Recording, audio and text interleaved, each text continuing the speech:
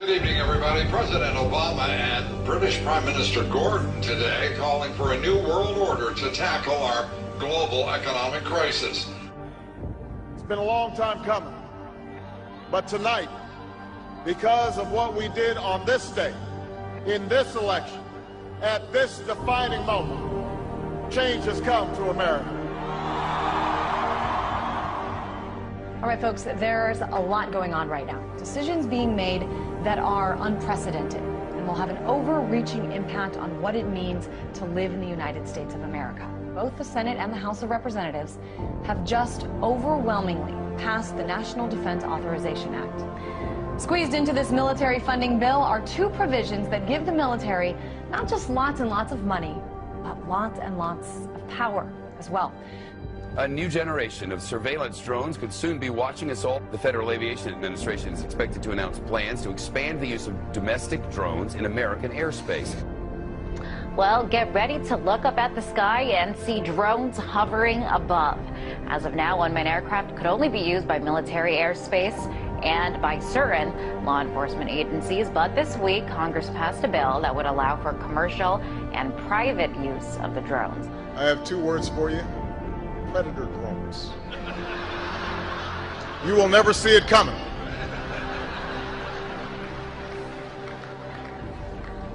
You think I'm joking? For shopping and dining over Thanksgiving and maybe watching some football games, big government Republicans and Democrats were busy shredding the last vestiges of the Constitution. Senators John McCain and Carl Levin want to enact a law that would declare the entire United States of America a battlefield for the military. They're talking about inserting the Army into domestic law enforcement. Senator Lindsey Graham, who supports this bill, says, quote, "The homeland is part of the battlefield, and people can be held without trial, whether an American citizen or not." The Department of Homeland Security buying ammunition, now looking to purchase another 21 million rounds of ammunition. This in addition, of course, to the 1.6 billion rounds that Homeland Security has bought in just the past 10 months. Now, to put all of this in perspective, the military used approximately 70 million rounds each year of the Iraq War. 70 million rounds in a war. If you look at what the Department of Homeland Security has been purchasing over the last year, it comes out to like 1.6 billion rounds of ammunition, more than 7,000 fully automatic assault weapons, 2,700 MRAP type vehicles, and now drones. Those are instruments of war. Department of Homeland Security's, who are they going to fight a war against? Something happened.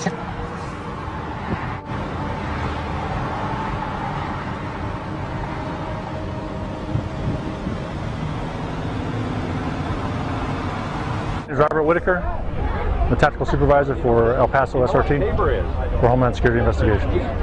Well, we have our big vehicle out here. It's an armored vehicle. It's an MRAP vehicle. It's mine resistant, ambush protected. That's what it stands for. This is what we use to deliver our team to high-risk warrant services. The affirmative task we have now is to actually create a new world order. Important breaking news out of Boston: a pair of bombings rocked the finish line at the historic Boston Marathon. It was never meant that we would have this gigantic police force from the federal government. I mean, we had martial law up there, FBI and all these agents coming in, closing things down, going to people's houses. Do we close down cities because there's 10 murders over the weekend in Chicago? We don't do that. But here we close down a whole city, not even allowed to go to a baseball game. I mean, I think it's very, very scary when I look at some of those pictures. The military likes to perform war games, so that's why we're seeing military on the streets practicing. They are actually practicing. The tanks that we see on the streets and the National Guard patrolling neighborhoods and the practices that they're doing with our local police department, this is all in preparation for martial law, so that when they do actually lock down the country, they've got everything secured. But I think what we're starting to see, for anybody who is objective at all, is we're seeing a totalitarian system now unveil itself. And ever since essentially 9/11 happened, it's been more and more of these draconian measures that are leading us right down the road to martial law. Particularly to hear President Obama claim the power to keep people in prison indefinitely with no charges against them, no conviction, no sentence, just imprisonment. It's particularly stunning to hear him make that claim in the middle of a speech that was all about the rule of law. This last week, the U.S. Congress passed a bill which repeals classic comitatus, which means that we have now institutionalized and codified martial law. Right now, the battle against terrorism involves all of us. Everybody in this country is a potential terrorist. We don't even understand freedom anymore. We are a country that is headed towards socialism, totalitarianism, beyond your wildest imagination. I have to tell you, I'm doing a story tonight that I wanted to debunk these FEMA camps. I'm tired of hearing. You know about them? Sure. I'm tired of hearing. I wanted to debunk them. Well, we've now for several days done research on them. I can't debunk them. I don't know anything about them. So. It is our government. If you trust our government, it's fine. If you have any kind of fear that we might be headed towards a totalitarian state, look out, buckle up. There's something going on in our country that is ain't good. And they find a little red dot or a little blue dot on their mailbox, and they wonder what the little red dot and blue dot is. Well, it's marking your mailbox by the government, so when foreign troops come in here on us after martial law, but if you have a blue dot, they take you to the FEMA camps being built by Halliburton right now to house 50 million Americans. They're building enough concentration camps in America by Halliburton. So I'm going to tell all of you, if you have not bought ammunition, if you have not bought guns, go get them now. Go get them now, because you won't be able to get them much longer. Change has come to America. Practice Christianity and you could be court-martialed. That could be the new law of the land for our armed forces, thanks to a proposal by a religious tolerance group that claims Christian evangelists are predators. Is a war on religious liberty within the military, and that the Christianity of service members is now coming under attack by the Obama administration. It's so incredible. And here's a new article by Kurt Nimmo that's got links to Fox News, Denver papers, you name it. The state police have gone public and said, we're in federal training now where they're asking us, will we confiscate guns from Christians? Now, do you understand how even more illegal that is? Behind the scenes, they're training for what can only be called a foreign authoritarian takeover of this country via the federal government and the foreign banks. Here's the article. Colorado troopers trained to consider Christians as dangerous terrorists. Absolutely amazing. And it's all bibliographed. It's all linked to it being announced, to it being reported.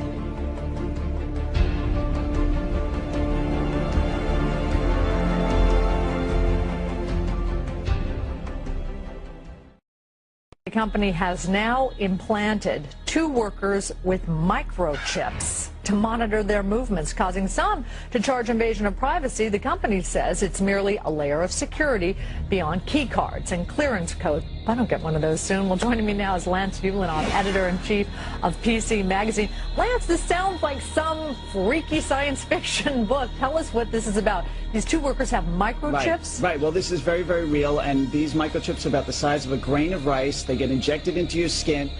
Futuristic film. Humans injected with a tiny chip holding the key to all of their private information. But as you're about to see in our CBS 46 investigation, it's not fiction. In fact, it's being marketed in Georgia as life-saving technology. Life-saving technology.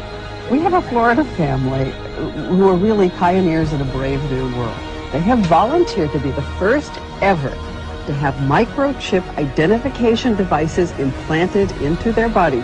It is the first implantable microchip for humans that has multiple security, financial, and healthcare applications. One thing I would just suggest, I'm just an outside soon-to-be investor. I love this idea, by the way, Scott. I think it's... The Northside Independent School District in San Antonio has put tracking chips in the ID badges for more than 4,000 high school students. Well, it looks and sounds like something out of the future, but A new palm scanning device will help Bossier Parish schools keep better track of what children are eating there. The electronic device will be implemented at all Bossier Parish schools.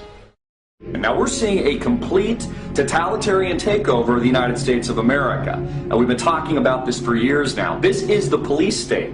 This is the police state. This is what a total breakdown of our society looks like. But we're seeing all of this intensify. This is all intensifying around the Second Amendment. Should we be able to own guns or not? Let's take guns away from the people.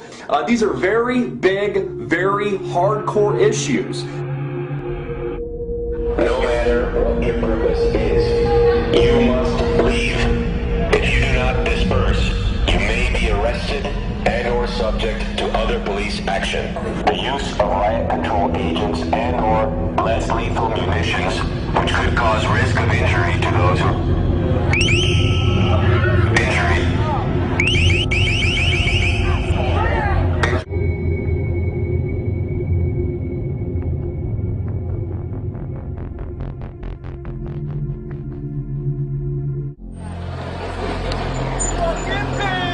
Wall of police now moving in.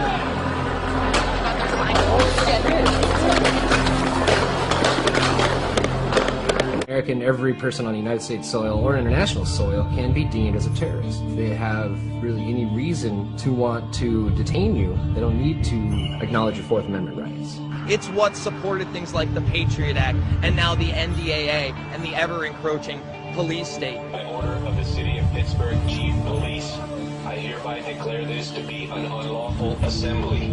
I order all those assembled